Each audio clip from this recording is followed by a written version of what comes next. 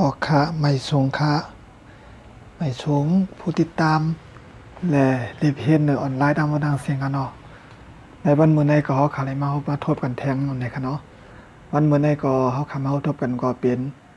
วันที่23ในค่ะเนาะวันที่23เดือน2เฮง2เฮงไป19ในค่ะในวันมื้อในก็เฮาขาได้มา10การเฮ็ดเนาะค่ะกว่าแทงในค่ะเนาะมาป่นมาก็เฮาขาเฮ็ดกว่ายาวเป็นเมกับเงาอาในค่ะเนาะวันมื้อในก็ค่ะที่เห็นกว่าแทงก็ที่เป็นเมกับเงาอีในค่ะค่ะเมกับเงาได้ตั้งตอนเพื่อรู้ในมีจึงหือเขาก็ได้เข้ากับรีเพนจอมกันในค่ะเนาะสังเกตว่ารีเพนยาวตัวยาวและอันปองเจอตีไรในก็ถ้าปันตั้งหันถึงเข้ามาไรในค่ะเนาะตีไตคลิปค่ะเนาะตีไตวิดีโอข่าวตีช่อง YouTube ข่าวในไรอยู่ในค่ะค่ะกำเนิดก็ข่าวที่กะตรงตักเป็นตั้งไทยอีกนึงในค่ะเนาะครับสวัสดีครับวันนี้ก็เรามาพบเจอกันอีกแล้วครับวันนี้ก็เรามาพบเจอกันก็เป็นวันที่3เดือน2019ครับผมวันนี้ก็เราจะเรียนกันต่อไปเปลี่ยนบท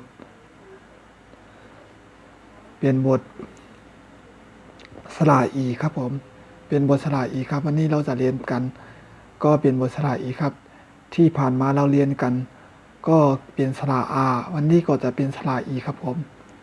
ครับวันนี้ก็เราจะเรียนเปลี่ยนสระอีแล้วก็กับแบบฝึกเลยครับผมจะเปลี่ยนสระแล้วก็จะมีแบบฝึกเลยครับว่ามีอย่างไรแล้วจะเข้าไปเรียนรู้เลยกันนะครับแล้วก็ตอนท้ายก็เราจะเขียนเป็นภาษาคำพูดนิดนึงครับผมภาษาพูดนิดนึงครับภาษาพูดนิดนึงครับผมจะเปลี่ยนแบบว่าภาษาไทยพูดแบบนี้ภาษาไทยเรียกแบบนี้แล้วก็ภาษาไทยใหญ่เรียกแบบนี้อย่างนี้ครับผมสมมุติว่าหมากมงภาษาไทยเรียกว่ามะม่วงภาษาไทยใหญ่ก็เรียกว่าหมากมงอย่างนี้เป็นต้นครับผมเราจะเรียนรู้เกี่ยวกับหนังสือแล้วก็เกี่ยวกับภาษาพูดครับผมถ้าไล่เข้ามาติดตามรับชมคลิปวิดีโอกับผมแล้วแบบว่าที่เห็นที่ไหนรู้แล้วที่ไหนที่ไม่เข้าใจหรือว่าไม่เหมาะสมหรือว่าผิดไปก็ให้ความคิดเห็นมาได้ที่ด้านล่างกับวิดีโอคลิปวิดีโอกับผมเนี่ยนะครับครับผมแล้วมีอะไรเราจะไปเรียนรู้กันนะครับว่าสระอีมีอะไรบ้างเราจะไปเรียนรู้กันนะครับค่ะเขาขัดเอกเฮียนกันเกี่ยวกับสระกับเมกับเงาอีในค่ะเนาะกันได้เมกับเงา10ตัวนั้นก็เขาขัดเฮียนกับเยาค่ะเนาะอันนึงค่ะเนาะเป็นเมกับเงาอา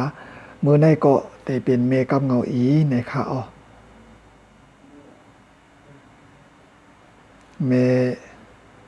กับเงาอีในค่ะเนาะพอเป็นปุ่งหางก็ตีเป็นต้นในค่ะนะตีเป็นต้นในค่ะนะเพราะว่าคำมาแยกออกค่ะนะเนาะแยกออกอันในตั้งตัวในในค่ะนะยาวก็ว่าใส่ไม้เหมือนเนี่ยก็ไม้ขอตอบก็ตีเป็นต้นในค่ะเนาะตีเป็นเส้นในค่ะนะมันตีมีห่างผางมันจึงนั้นในค่ะเนาะ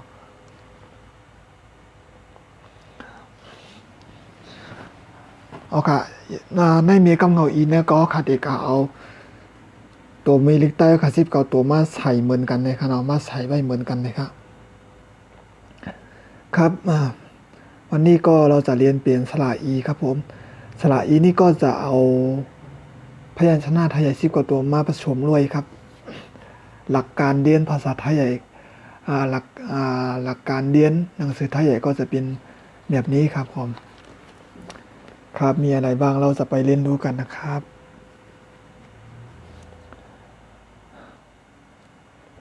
ข้าวตีอ่านนี้ค่ะเนาะอ่านยาวก็เตรียมป้าในขณะเนาะเขาก็จะต้องกันในขณะนะอันต่างได้ก็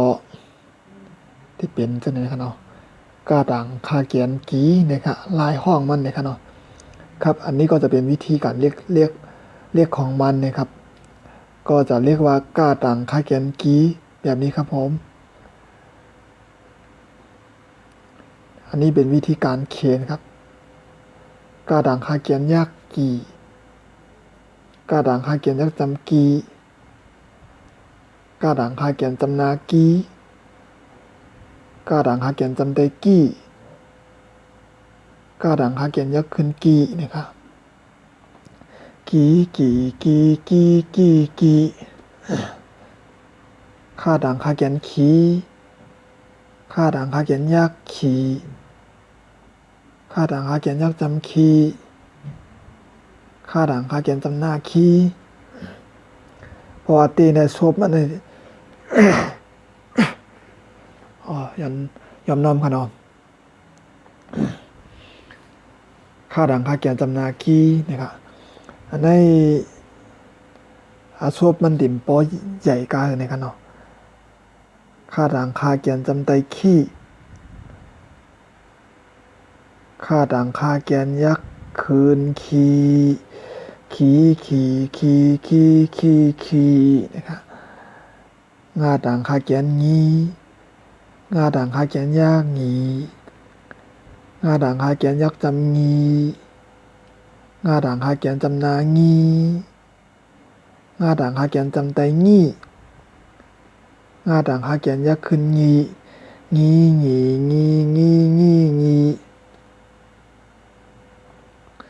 จ้าต่างค่าเกียนจีจ้าต่างค่าเกียนยักจีจ้าต่างค่าเกียนยักจำจีจ้าต่างค่าเกียนจำนาจีจ้าต่างค่าเกียนจำไตจีจ้าต่างค่าเกียนยักขึ้นจีต้าต่างค่าเกียนตีต้าต่างค่าเกียนยักตีต้าต่างค่าเกียนยักจำตีต้าต่างค่าเกียนจำนาตีต้าต่างค่าเกียนจำไตตี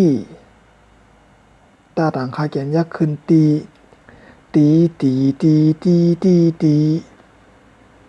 ท่าต่างค่าเกียนทีท่าต่างค่าเกียนยักทีท่าต่างค่าเกียนยักจำทีท่าต่างค่าเกียนจำนาทีท่าต่างค่าเกียนจำไตทีท่าต่างค่าเกียนยักขึ้นที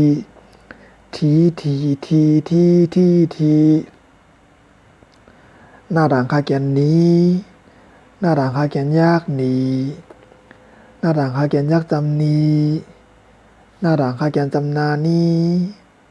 หน้าต่างค่าเกียนจำไตนี้หน้าต่างค่าเกียนยักขึ้นนี้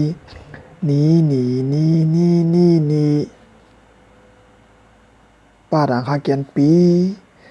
ป้าต่างค่าเกียนยักปีป้าต่างค่าเกียนยักจำปีป้าต่างค่าเกียนจำนาปีป้าต่างค่าเกียนจำไตปีนะครับเนาะป้าต่างค่าเกียนยักขึ้นปีนะครับเล่นใจกันเนาะผ้าด่างค่าเกียนผีผ้าด่างค่าเกียนยักผีผ้าด่างค่าเกียนยักจำผี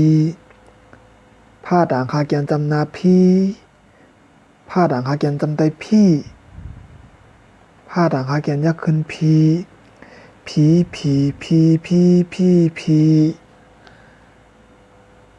มาด่างค่าเกียนมีมาด่างค่าเกียนยักมีมาด่างค่าเกียนยักจำมีอันนี้เด็ดจับกันนะมาด่างค่าเกียนจำนามีมาด่างค่าเกียนจำไตมีมาด่างค่าเกียนยักขึ้นมียาด่างค่าเกียนยียาด่างค่าเกียนยักยียาด่างค่าเกียนยักจำยี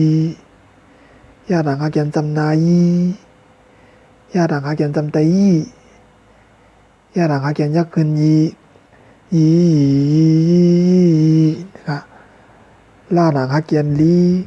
ล่าด่างค่าเกียนยักลีล่าด่างค่าเกียนยักจำลีล่าด่างค่าเกียนจำนาลีล่าด่างค่าเกียนจำไตลีล่าด่างค่าเกียนยักขึ้นลี ลีลีลีลีลีลีว่าดังคาเกียนวีว่าดังคาเกียนยักษ์วีว่าดังคาเกียนยักษ์จำวีว่าดังคาเกียนจำนาวีว่าดังคาเกียนจำไตวีว่าดังคาเกียนยักษ์คืนวีวีวีวีวีวีวีว่าก็ห้าค่ะเนาะห้าดังคาเกียนฮีห้าดังคาเกียนยักษ์ฮีห้าดังคาเกียนยักษ์จำฮีห้าดังคาเกียนจำนาฮีห้าดังคาเกียนจำไตฮีห้าดังคาเกียนยักษ์คืนฮีฮีฮีฮีฮีฮีฮีนะครับห้าดังคาเกียนอีห้าดังคาเกียนยักษ์อีห้าดังคาเกียนยักษ์จำอีห้าดังคาเกียนจำนาอีห้าดังคาเกียนจำไตอีห้าดังคาเกียนยักษ์ขึ้นอีอีอีอีอีอีอีครับเอาค่ะนี่ก็เป็นเมกับเงาอีในการเอาตัวมิลิได้10กว่าตัวค่ะมาใส่ล้อในการมาใส่ป้าในการนะมาใส่ป้าก็ออกเสียงมันเปลี่ยนจังไหนเนี่ยค่ะปอค่ะเฮียนเย้ามีกับเงาเย้าก็มีกับเงาอีเนี่ยสองอันนี้เอามาเฮ็ดเป็นต้นเถียวกันแล้วเฮ็ดเป็นคอกล้ามแล้วค่ะนะมันจะหนังว่ากำข้าวแต่ก่อนไก่เฮ็ดนี่ในการเนาะปึงเตียกมันในการเนาะคาดีว่าในแทงกำหนึ่งก่อนในการเนาะเมื่อกี้ได้ขาวตั้งวายตั้งเตรียมนี้ในการเนาะกำในคาดีว่าให้ยาวแทงกำหนึ่งในการเนาะเจ้าก็จังไปมานั่นนี่ปึงเตียกมันปึงเตียกมันในการเนาะว่ามีกำเงาถ้ามีกำเงาอีเนี่ยปอมาใส่ล้อกันติดออกเสียงอย่างพองในการเนาะตีออกไอเสียงพองเลยครับอันเห็นอยู่ตอนนี้ก็จะเป็นเมกะเงาอีครับผมเอาพยัญชนะไทยใหญ่19ตัวมาผสมด้วยก็ออกเสียงไล่เป็นกีครับถ้าเป็นภาษาไทยถ้าเป็นหนังสือไทยก็จะเรียกว่ากออีกีออีอีอย่างนี้เป็นต้นครับผมก็คล้ายๆกันนิดนึงครับภาษาไทยกับหนังสือไทยกับหนังสือไทยใหญ่ครับแล้วก็ถ้าสมมติว่าเราเรียนไม่ใช่สมมุติเนาะตอนนี้เราเรียนกันไปสระอากับสระอีเพราะฉะนั้นสระอาสระอีเนี่ยเอามาประชมกันเอามาแต่งเป็นคำก็ไล่แล้วครับจะไล่แล้วครับเดี๋ยวผมจะยกในตัวอย่างให้รู้ครับแต่ตอนนี้ผมจะอ่านให้ฟังรอบนึงก่อนอ่านให้ฟังเสร็จแล้วก็จะไปแบบฝึกไปแบบฝึกเสร็จแล้วก็ผมค่อยยกในตัวอย่างว่าสระอากับสระอีเวลาจะเอาเขียนเป็นคำมีอะไรบ้างอย่างนี้เป็นต้นครับผมกาดังคาเกียนกีกาดังคาเกียนยากีกาดังคาเกียนยาจำกีกาดังคาเกียนจำนากีกาดังคาเกียนจำไดกีกาดังคาเกียนยาเกินกีกีกีกีกีกีกีกาดังคาเกียนคีกาดังคาเกียนยาขีกาดังคาเกียนยาจำคีกาดังคาเกียนจำนาคีกาดังคาเกียนจำไดคีกาดังคาเกียนยาเกินคีขีขีขีขีขีขีงาดังคาเกียนยีงาดังคาเกียนยางีงาดังคาเกียนยาจำงีงาดังคาเกียนจำนางีงาดังคาเกียนจำได้งี้งาดังคาเกียนยักษ์งี้งี้งี้งี้งี้งี้งี้ซาดังคาเกียนจีซาดังคาเกียนยักษ์จีซาดังคาเกียนยักษ์จำจีซาดังคาเกียนจำนาจีซาดังคาเกียนจำได้จีซาดังคาเกียนยักษ์เป็นจีจีจีจีจีจีจีตาดังคาเกียนตีโอ้ตัวหายเอาค่ะเอาได้ความฝันขนมชาวว่านะตัวหายตัวหายเป็น2ตัวเขาได้นะครับต้องขอตัวด้วยนะครับมันตกหล่นไป2ตัวครับผมเราจะเขียนเพิ่มตรงนี้ครับตัวขายซ่ากับเงียครับผมซ่าหลังคาเกียนฉีซ่าหลังคาเกียนยักษ์ฉีซ่าหลังคาเกียนยักษ์จำชีซ่าหลังคาเกียนจำนาชีซ่าหลังคาเกียนจำได้ชีซ่าหลังคาเกียนยักษ์ขึ้นชีชีชีชีชีชีชีเงียหลังคาเกียนนี้ยาดังคาเกียนย่างงียาดังคาเกียนยักษ์จำงียาดังคาเกียนจำนางียาดังคาเกียนจำได้งียาดังคาเกียนยักษ์ขึ้นงีงีงีงีงีงีงีนะครับเนาะเขากระดิ่งว่าขึ้นแทงกล้ามกันเนาะครับแต่อ่านอีกรอบหนึ่งครับเมื่อกี้ก็เอาตกโดน2ตัวครับผม ซาดังฮาเกียนจีซาดังฮาเกียนยากจีซาดังฮาเกียนยากจำจีซาดังฮาเกียนจำนาจีซาดังฮาเกียนจำได้จีซาดังฮาเกียนยากเกินจีจีซาดังฮาเกียนชีซาดังฮาเกียนยากชีซาดังฮาเกียนยากจำชีซาดังฮาเกียนจำนาชีซาดังฮาเกียนจำได้ชีซาดังฮาเกียนยากเกินชีตาดังฮาเกียนโดนนี้ค่ะเนาะญาดังฮาเกียนยีญาดังฮาเกียนย่างยีญาดังฮาเกียนยากจำยีญาดังฮาเกียนจำนายีญาดังฮาเกียนจำได้ยีญาดังฮาเกียนยากเกินยีตาดังฮาเกียนตีตาดังฮาเกียนยากตีตาดังฮาเกียนยากจำตีตาดังฮาเกียนจำนาตีตาดังฮาเกียนจำได้ตีตาดังฮาเกียนยากเกินตีตาดังฮาเกียนทีตาดังฮาเกียนยากถีตาดังฮาเกียนยากจำทีตาดังฮาเกียนจำนาทีตาดังฮาเกียนจำได้ที่ตาดังฮาเกียนยากเกินทีนางฮาเกียนนี้นางฮาเกียนยากหนีหน้าดังฮาเกียนยากจำนี้หน้าดังฮาเกียนจำนานี้หน้าดังฮาเกียนจำได้นี้หน้าดังฮาเกียนยากเกินนี้ป้าดังฮาเกียนปีป้าดังฮาเกียนยากปีป้าดังฮาเกียนยากจำปีป้าดังฮาเกียนจำนาปีป้าดังฮาเกียนจำได้ปีป้าดังฮาเกียนยากเกินปีป้าดังฮาเกียนพีป้าดังฮาเกียนยากผีป้าดังฮาเกียนยากจำพีป้าดังฮาเกียนจำนาพี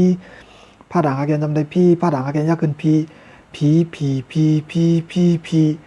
ตกหายแทงยาวคานอตกหายแทงโตค่ะนะครับตกหล่นอีกโตนึงแล้วครับเลยจะเขียนให้เขาฟ้าด่างฮาเกียนฟีฟ้าด่างฮาเกียนยักษ์ฟีฟ้าด่างฮาเกียนยักษ์จำฟีฟ้าด่างฮาเกียนจำนาฟีฟ้าด่างฮาเกียนจำได้ฟีฟ้าด่างฮาเกียนยักษ์ขึ้นฟี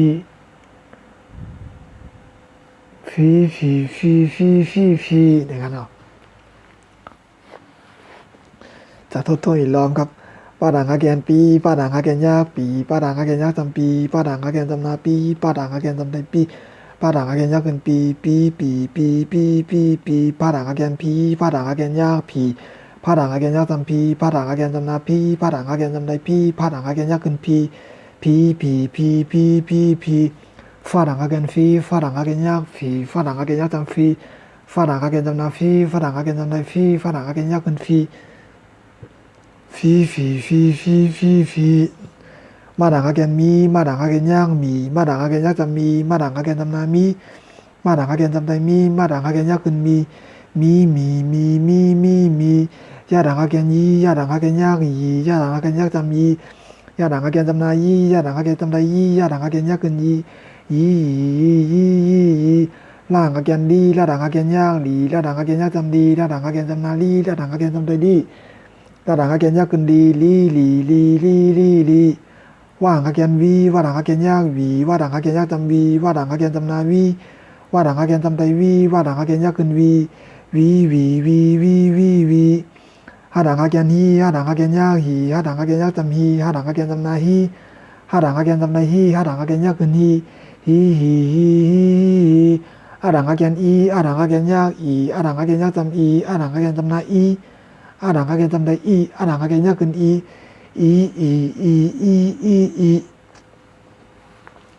ครับตอนนี้ก็อ่านเสร็จแล้วครับผมเอาค่ะตัวเดียวก็อ่านเย้าในกันเนาะกำแนวขาดอีกกว่าตอนพึ่งรู้วันเลยครับที่นี่ก็เราจะไปเรียนแบบฝึกกันครับผมแบบฝึกสระอีครับผมแบบฝึกสระอีตอนพึ่งรู้อีกันเนาะตอนพึ่งรู้อีแน่ก็จะมีปลุกเหลวก้อยค่ะนะครับตัวแบบฝึกสระอีก็จะมีบทเดียวเองครับตอนพึกรู้อีเนี่ยขนาดตอนพึกรู้อีเนี่ยครับแบบฝึกสระอีครับผมถ้าเขียน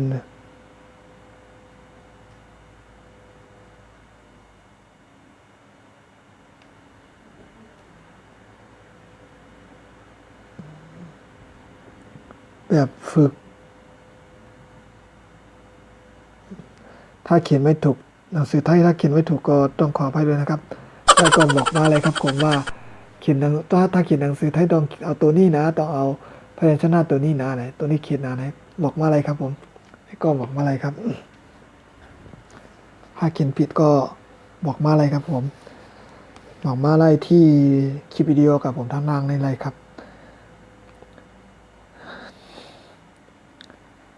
ป้าด่างคาเกียนยักษ์จำปีเนี่ยค่ะเนาะ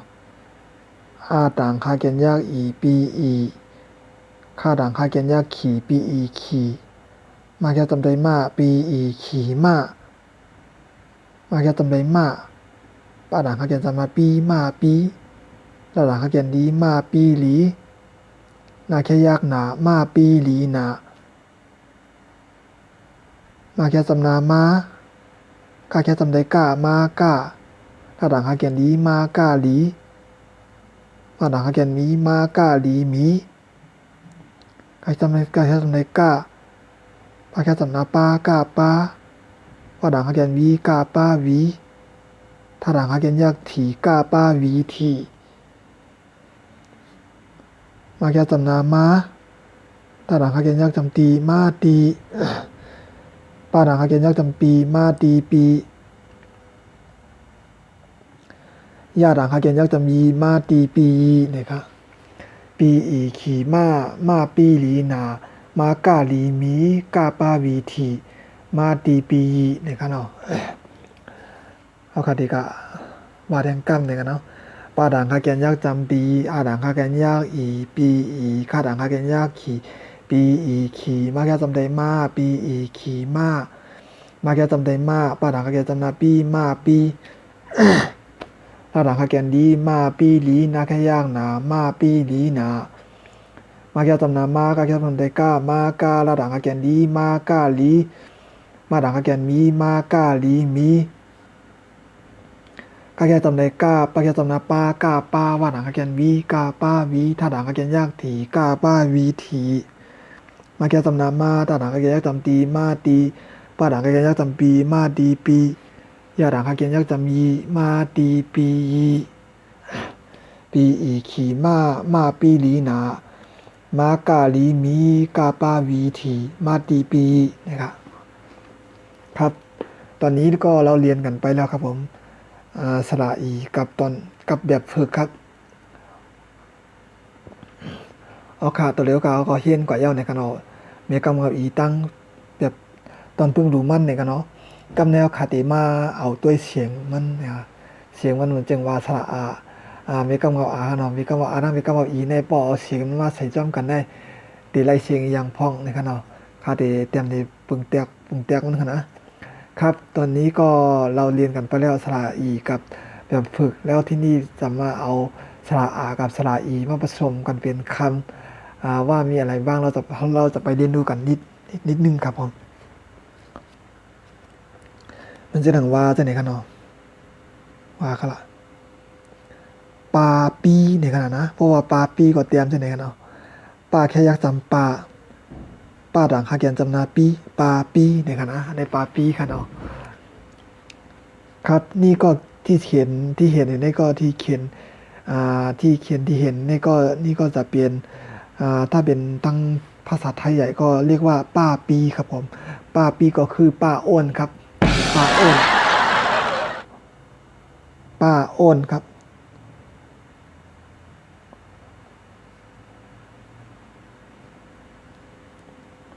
ถ้าเขียนหนังสือไทยไม่ถูกก็ต้องขออภัยด้วยนะครับบอกมาเลยครับผมป้าปีก็เรียกป้าอ้นครับผมแล้วก็มีอะไรอีกหมี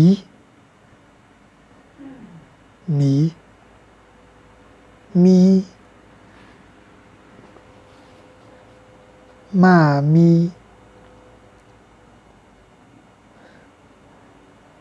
มาเตียกผมเตียกได้กันเนาะมาปียีเนี่ยค่ะนะมาปียีหลีหนาเนี่ยค่ะเนาะในขณะผมเตียงมั้งนะมาแค่จำได้มาปนาแค่ดีมาปียาหลังแค่ยักจำดีมาปียีหลังแค่ดี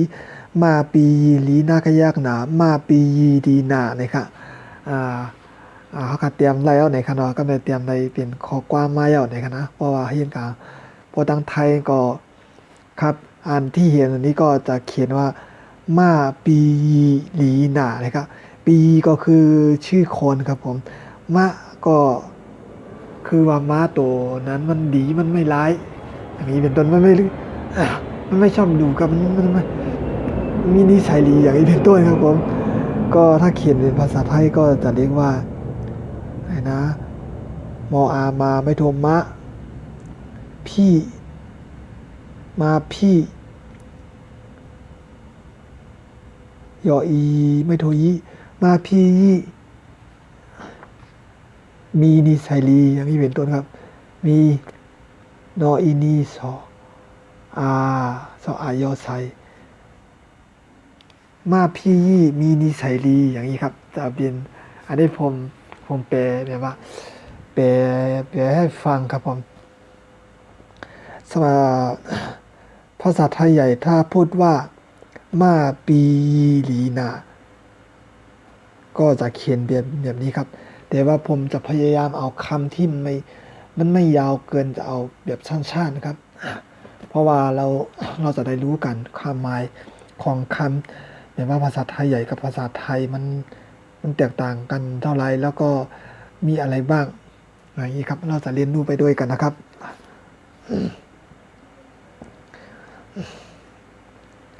ถ้าเขียนแบบนี้ครับ ขอโทษครับผมโอเคย้อนน้อมกันนอนเสียงในกวังปอก็เหมือนเจนในค่ะนะเหมือนเจนหนังค่ะโปรแกรมแต่คำว่าทีในค่ะเนาะอันเป็นโหยนะคะนะทีในเตรียมเจนในค่ะอันในตัวนี้เขาเรียกว่าทีครับทีก็เปลี่ยนตัวนี้ครับผมทีก็เปลี่ยนโหยครับผมหอยอโหยครับโหยภาษาไทยใหญ่เรียกว่าทีครับโหยยอกอกำในปีถ้าเขียนว่าปีก็จะเป็นพี่ครับพี่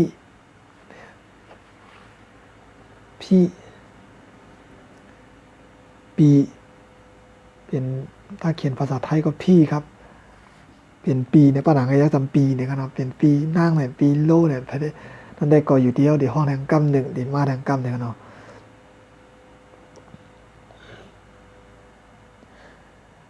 ปอปีแล้วกำเนิดนาอันในเตรียมมาหน้าเนี่ยกันหน้าแค่ตำนานหน้าครับเนาะอันนี้เขาเรียกว่านาครับผมนาก็คือไล่นาครับนาก็คือนาอย่างนี้นออานาเหมือนกันครับผมนออานาเล็กเหมือนกันครับแล้วก็คำแถมว่าเพราะว่ามีนีครับเนาะหน้าเขาเขียนยักจำนีเนี่ยครับมีนีชินนออีนีไม่โทนิหอนออีหนีไม่โทนี่บางคำก็ผมเขียนไว้ไรเหมือนกัน ภาษาไทยบางคำก็ผมเขียนไว้ไรเหมือนกันถ้าผิดก็ต้องขอโทษด้วยนะครับน่าจะเขียนว่าหอนออีหนีไม่โทนี่หอนออีหนีไม่โทนี่น่าจะเป็นตัวนี้ครับจำไม่ได้แล้วครับถ้าเขียนไม่ถูกก็บอกได้แล้วครับนี่ชินครับผมแล้วก็จะมีอีกอะไรนะที่ว่าดังเลยตีเนี่ยกันเนาะในอันหันได้เป็นตาก็ยักจำตีนันตีในนะครับนะถ้าเป็นตั้งไทยก็ตีแต่มาที่นะครับเนาะตีแต่มาที่นะครับครับนี่ก็ตีที่เห็นนี่ก็เป็นตีเขาเรียกว่าตีครับตีก็คือที่ครับสถานที่ครับผมที่นู้นที่นี่อย่างนี้เป็นต้นครับ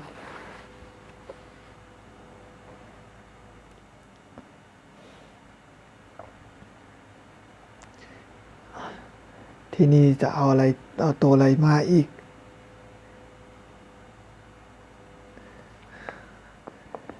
นี่ปี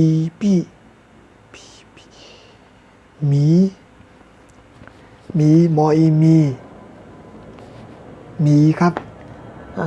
เป็นมีนะครับเนาะว่าต่างคาเกียนมีนะครับมีอันมีในชนสัตว์เหมือนกันนะว่าต่างคาเกียนมีนะครับเพราะเราตั้งไทยก็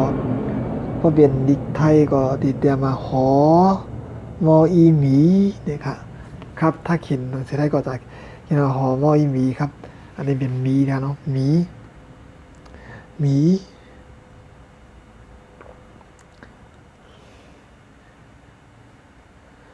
หวีตีที่